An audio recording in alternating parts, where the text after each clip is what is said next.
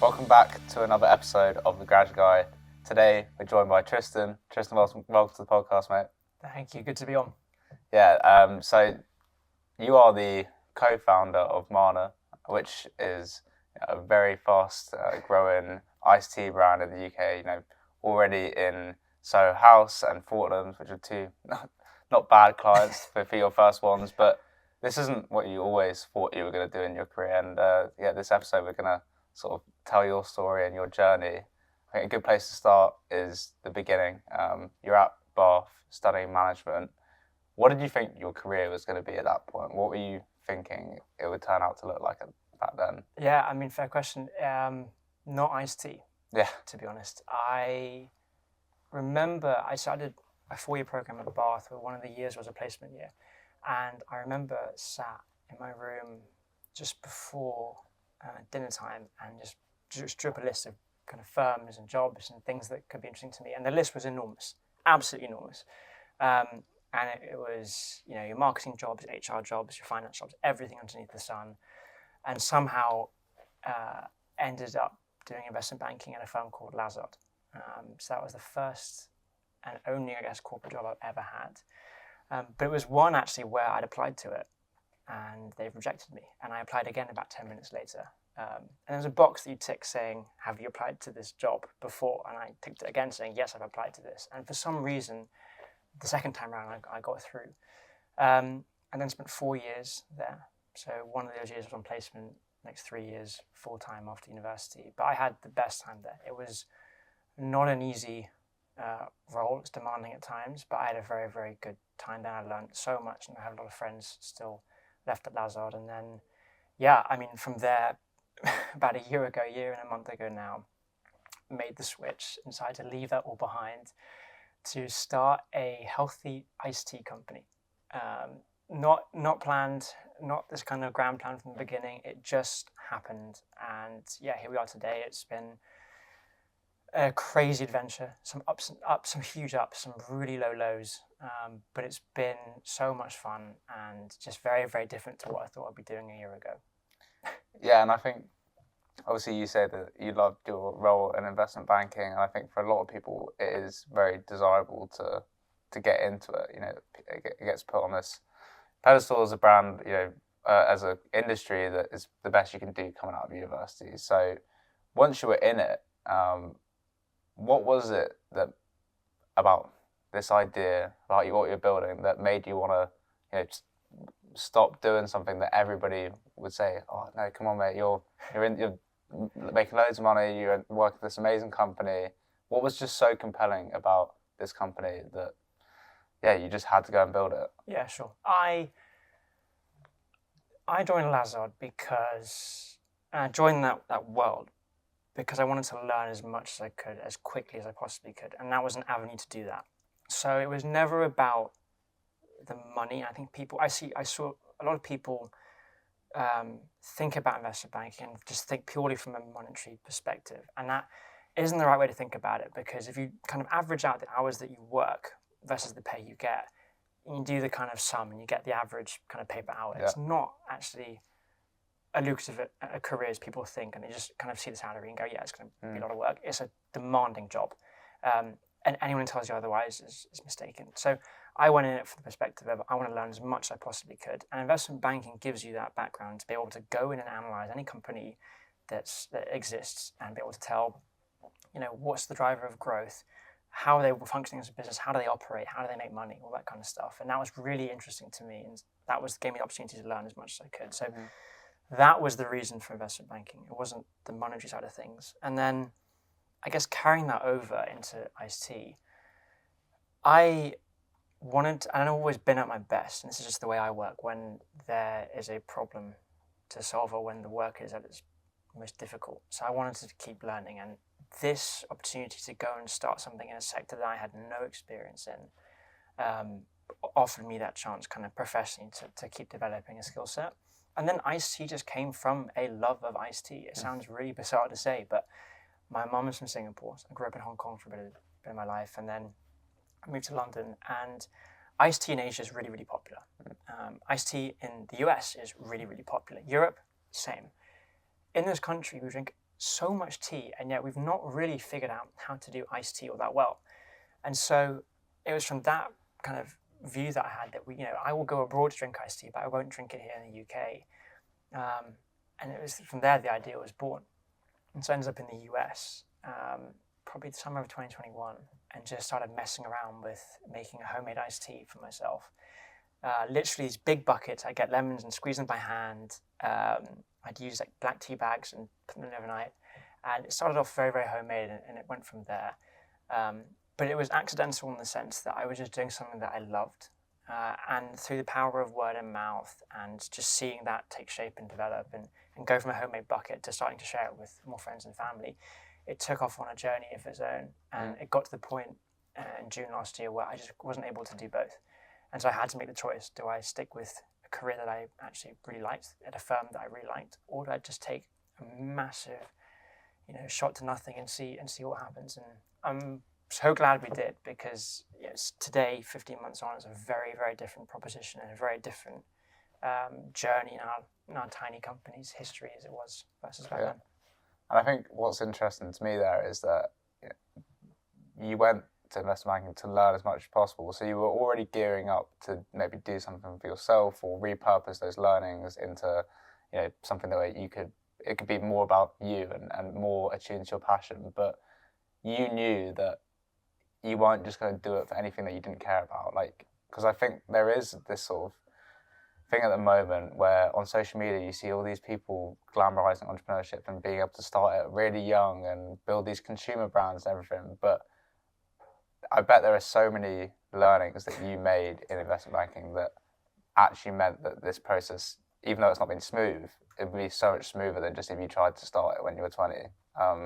So if we could try and decipher, from a student's perspective who may be looking at entrepreneurship and thinking, I want to give that a go, what the benefit of having gone into a corporate career in investment banking has given you in building a consumer brand. Sure. And what it hasn't. Yeah, and I've got a lot to say on this actually. I see a lot of social media stuff where everyone's glamorizing a life of independence and freedom and kind of quick and immediate wealth through entrepreneurship. Real entrepreneurship, where you want to go and build something, is hard. It's really hard. And I think that a really great example of this is the guys that do the kind of Instagram, come and trade with me and you'll be a gazillionaire. Yeah. All that kind of stuff. The gurus. Yeah. People who, and what I'd say to people, and challenge people on this is, if you look at every successful entrepreneur, you talk about your Bill Gates or your Steve Jobs of the world, the kind of Jeff Bezos of the world, these guys, what have they gone and done? And they've gone and solved a problem, right? And I think that separates the really great entrepreneurs from those that think they can like the lifestyle and think they want that lifestyle but aren't prepared to put in the work. They are obsessed with what they do, their craft, right? So Steve Jobs wanted to create technology that was just non-existent, right? Bill Gates wanted to make the world more productive. There are so many things, but they're ultimately to their core as people. They never set out to go and do these things for the kind of lifestyle that it would give them. They as individuals set out to go and solve the problems. And because of the way they solve those problems, the lifestyles then followed suit. And I think that's the difference between, people always ask us now for advice on where to start and what to do. And we can't really give it because I haven't figured this out yet. I'm far from figuring it out. But what I can say is figure out your why. And if it's because you want a certain lifestyle and it's because you want freedom, that's not the right way to think about it. You won't go and really solve problems and create true value that way. It's the guys that see a gap for something and feel so passionately about it that they're willing to give up their life and their time for it. Those are the guys that are worth tracking and seeing through and seeing how they do. It's not a glamorous life. You go from investment banking where the support packages, the pay packages, the health benefits, everything is amazing. You're really well looked after in exchange for your time and your commitment to working hard. Going the entrepreneurship route, we don't pay ourselves salaries. We are losing money every month because that's just what it takes to start a business like this. But we just believe in what we're doing so much that we're willing to give so much to it. And that's the difference, I think. That's what's going to make this work or not work. On the doing a corporate career, then making this shift, I could not go and do what I'm doing now without having spent time in that old job. is that the process of raising investment or Everything. So we raise investment. We do all of our accounting in house. We do all of our forecasting, our business plans. We do scenario testing. We've built some. Mara is my co-founder in this. He laughs. We've built some monstrous Excels that have enabled us to plan for growth and to do it in a really sustainable way, which means that we can survive the next year, 2-3 years.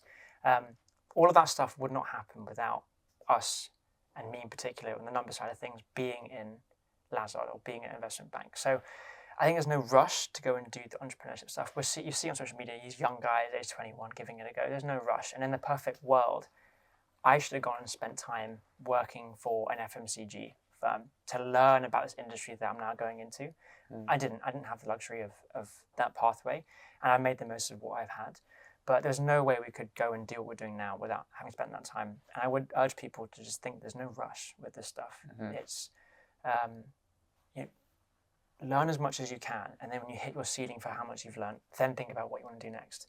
But to go and assume you'll know it all, and you can do it just from leaving school, leaving university. Yeah, there'll be some people that could do that, but for the majority of people, building skills that will be foundational for what you do next is really important. And we couldn't do what we do now without that.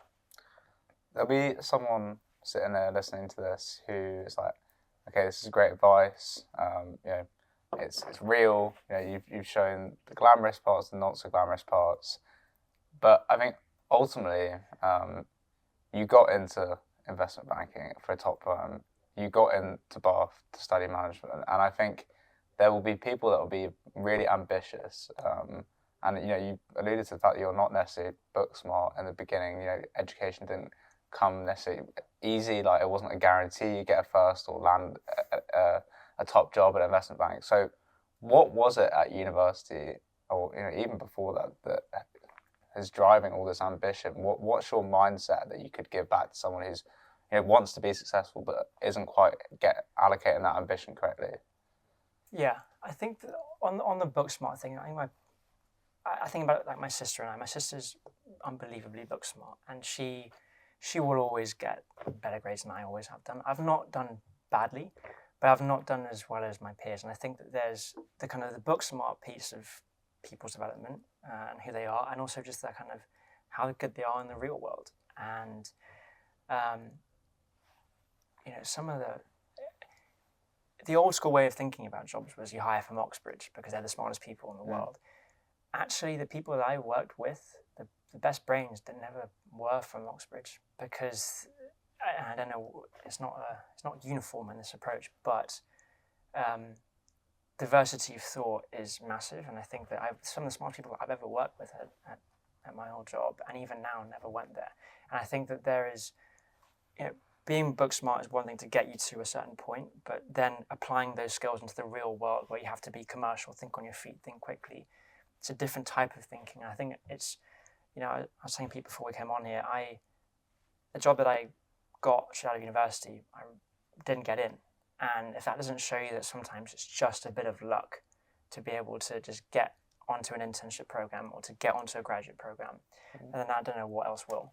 The job that I went and was pretty good at for 3 years after said no to me.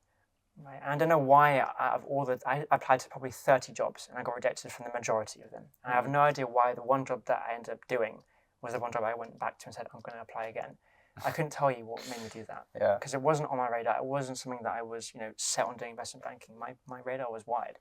But if that doesn't show anyone listening to this that it's just a bit of luck sometimes, just a bit of perseverance, then I don't know what else will.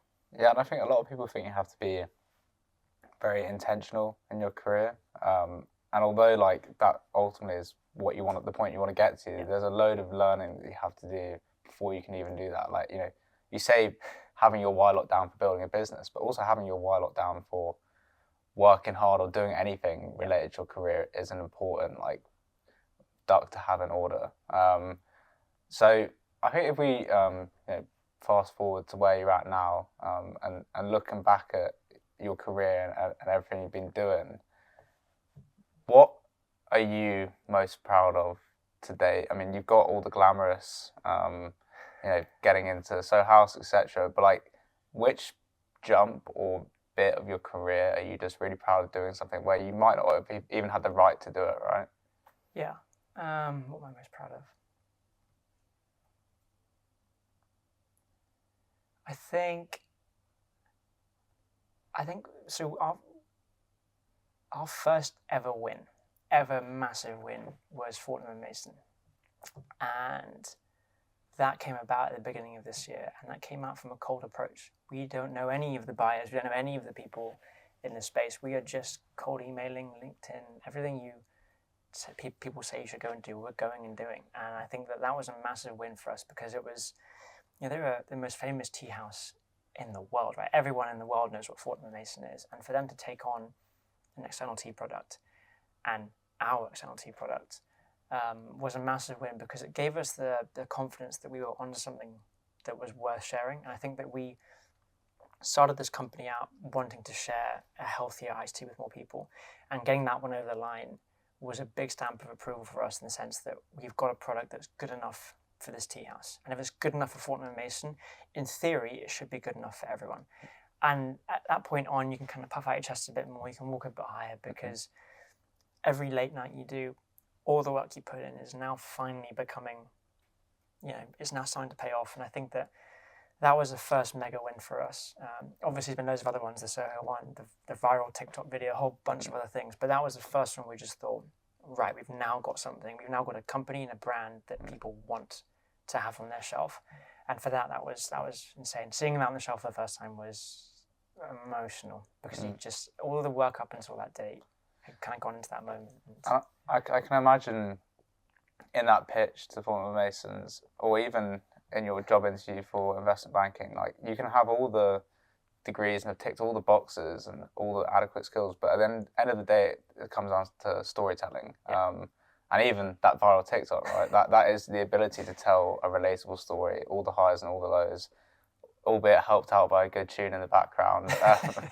But yeah, I think, what have you seen that's been the importance of storytelling? Because I think it's one of these more traditional in the workspace skills that you're talking about when you say you're not as book smart. Yeah, I think for us, the storytelling piece has been everything, and that we have been really authentic with everything we've done. So we don't have a marketing team. We have no marketing budget. It is just, the team right now is me, Mara, my co-founder, and my mum. My mum helps out with a bunch of the order fulfillment stuff, and she's amazing to have on board. And we'd be very stuffed without her. But it's just three of us and our phones and the camera we bought. And so everything people are seeing, everything that people are interacting with, everything from the can design all the way through to every post on Instagram, that's coming from one of us. And I think that in a world where consumers now are smarter than they ever have been before, you've got to find a way to connect with them in a different way. And one thing that Mara and I are struggling a lot with at the moment is just how to deal with the being so front and center with the brand at the moment. If you notice a lot of our stuff on social media, our faces are everywhere. And I think that allows people to connect with us on the human level, which makes them trust the brand a bit more. It makes them want to go and support a small business when you can see that relatability. But I think for us, the kind of core to what we do and what we do well, I think, and how we're always going to be, is be really authentic. Because, people want to be able to, we thought about food and drinks as a competitive space. We thought about designing a product people wanted to have on their table, in their hand, in their shopping bag. They felt proud to have. And part of that is just how we message that across. And we found that being super authentic in everything we do, highlighting the highs and the lows when we get things wrong, because we get a lot of things wrong. Mm-hmm. People remember those things, and people want to stick with you. People want to support you. We are competing in a uber competitive field where the biggest names are enormously big, and it's scary to think about who you're up against sometimes. But we've just found a way to do it our way, and hopefully people resonate with that. Because at the end of the day, you'll just see two guys just trying their best. Like that's all it is. It's just our phones, it's us, and we're just trying our best. We do everything ourselves, and I think that we are being authentic and showcasing that, rather than trying to appear polished and something we're not. That documentation is really key for bringing people on board with our journey. I just thought of a question, but I think I want to change it slightly, because I was going to ask you what's next. What I'm more interested in is, how aware are you are you of what is next? Like, what are you actually doing day to day at the moment to like, because there's so many different ways you need to grow this and so many different ideas and avenues you can take it. What are you striving towards at this kind of moment in time? Like, not a superficial goal or anything. Like, like, how aware are you of the next steps with what you're building? So, I received a bit of cool advice from a friend of ours a couple of months ago now, and he said, "Be ready for when the demand is there." So, rather than be reactive, be proactive. And so, one thing we're trying to do now is get our heads around, as production needs to increase to meet the increased demand we're seeing, how the hell can we be proactive to that as opposed to reactive? So how can we get everything in order to be ready for that demand as opposed to playing catch up? So a big piece of work that we're doing now is how we think about cash flow, how we think about the type of clients we want to win and who we want to associate ourselves with, and how we kind of allocate budget for production, and can our facility take on new units because we're already their biggest customer, already doing a lot of units every month. Can they do even more? How far can we push these things? So production planning and kind of cash flow management is a massive one for us now. And the second one to that is just the sales stuff. How do we approach the names that we want to approach to start getting the conversation going? As I said, we don't have a network in this space. We don't know the buyers, so we're doing everything cold. So we got to go and find the name we want to be in, and then go and see what the best way to go and target them is. And it's a lot more thoughtful than just a blanket cold email, right? The amount of cold emails I get a day from marketing agencies, everyone is now a marketing agency expert, apparently. I get about 50 to 75 a day, I'd say. Wow. Right? So can you imagine what the buyers from these big firms are getting every day from drinks brands? Yeah. So we have to find a way to stand out. And so we're trying to give a lot of thought to who is kind of like on our wish list of places and locations, and how to go after them. Because ultimately, we started this entire company wanting to share healthy iced tea with more people. And part of sharing that iced tea with more people is giving it more chances to be on shelves. So for us now, it's production planning, but also sales, and very, very targeted sales, and only going after the accounts that we think are aligned with what we want to do. And I think that same quote you were given is very applicable to your career in general, to any industry, right? And I think if we use your time in investment banking as a case study, so in order to stand out, because it's such a competitive industry to get in, even if there was a bit of luck, looking amongst your peers and the other people that were there and having success in that industry, what do you think it was? What do you think makes you stand out in what is a pretty horrible job market that we live in nowadays? Yeah, not easy. I've now been on the other side of the table, so I know exactly what I look out for. And I can see it in some of the best colleagues ex-colleagues now, that I ever work with. It's two things.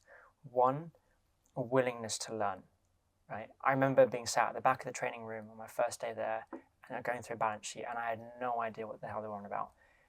But I was willing to sit there and figure out what it was, and willing to put in the effort to go and learn. So I was willing to be open to learning.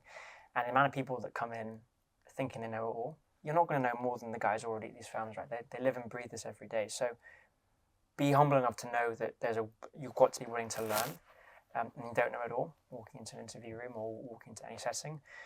And then two, coming across as someone that people want to work with.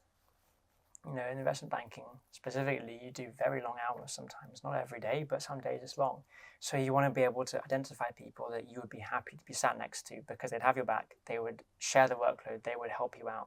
And coming across as someone that people want to be around is key, because you spend so much time in the office, right, and in the working. And this applies to every working environment, right? You spend most of your life working, right? So you want to be able to be around people that you can see yourself being able to rely on, being able to get on with, being able to trust. And I think those two things are key. So willingness to learn, and then being someone that people want to work with. And for somebody who's at university right now and they're going out drinking, they're having loads of fun, they're playing sport all the time, and they're thinking, oh, this whole career stuff is pretty daunting. Like, you know, is my life going to change completely? Can I even land a job? All these kind of unknowns. Having, you know, now been in the working world and being in the startup world now, what would you say back to a student to actually reinstall some faith in careers? And actually, why should they be excited for their career? Because as you said, a lot of your life is work, and you don't really get told that. It's always like postpone. But I think the more you can prepare for it and then actually try and be as happy as possible within it, you know, I'm curious to hear your thoughts on that. Yeah, I gave my sister the same piece of advice that I'm going to say now, is that you don't have to have it figured out right off the bat. Very few people do. It's very rare that you're going to find a grad program or grad role or any role where, right, that's it. This is me for the next 50 years. And this is where I want to be. None of my friends think like that. I think like that. It's, you know, I think that just trust the process a bit and know that, you know, whatever you go into next, whatever the next thing is, it's not going to be the be all and end all. You've got chances to pivot and change. I think what you should be doing is, what gives me the best chance to learn as much as I possibly can? And when you go after those kind of opportunities, you end up becoming a better individual because you become more hireable, because your skill set gets broader. So I think that it's okay to not have it figured out. You know, I don't even know whether the company we run today will be around in 2 years' time. I really hope it will, but it's okay to know that it's not going to be the next 50 years. And when I was at Lazard, when I joined, I took it day by day, right? I took it day by day into the point at which I was like, there's something else that I want to go and do. But don't think 50 years ahead. Don't even think 30 years ahead about what you want to go and do, because more likely you're going to change, right? The people that you come across, the teams you end up getting assigned to, the countries you might get posted to, it's all out of your control. Some of it is in your control, but the majority of it is out of your control. I think that relaxing a bit with it and just trusting the process that it will all be fine is the way to go about it. And I think that those that I see get very, very stressed are the ones that are laser focused on one career path and one career path only. And investment banking attracts a lot of those types of people. But generally, the people that I find the most talented that I've worked with have been the people that have done degrees that have no relation to finance, that didn't think about investment banking as the be all end all, but were just willing to go and put themselves in an uncomfortable environment to go and learn. So trust the process. It'll be fine, and know that if it's not your dream job now, that's also fine, and you'll figure it out. It's like jumping from lily pad to lily pad. You'll figure it out along the way, but by all means, don't have it figured out right now, because you won't. Very few people do. And my final question to you, which I ask every single one of my guests, is when you first started out in your career journey, you would have had a certain idea of what a successful career would look like to you. Fast forward to where you are now with all that you've learned and the space that you're in. What is your definition of success in a career? Getting up every morning and looking forward to starting the day. And I say that because I remember towards the latter end of my old job, just not looking forward to going to work. I didn't dread it per se. It wasn't something that I was worried about or anything like that. I just wasn't looking forward to it. And now I can't wait to get an email. I can't wait to spend time with Mara, my co-founder, and it could be going to the factory to pack boxes. It could be packing up orders here in London. It could be going to meet a client. I look forward to absolutely everything. So if you can find something where you genuinely wake up every morning and you can't wait to get started, forget the salary, forget the seniority, forget title, just get up knowing that you are loving what you're about to go and do. That's it. And when you found that, everything gets a hell of a lot easier. Tristan, it's been great. Thanks for having me on, mate. Appreciate it. No worries.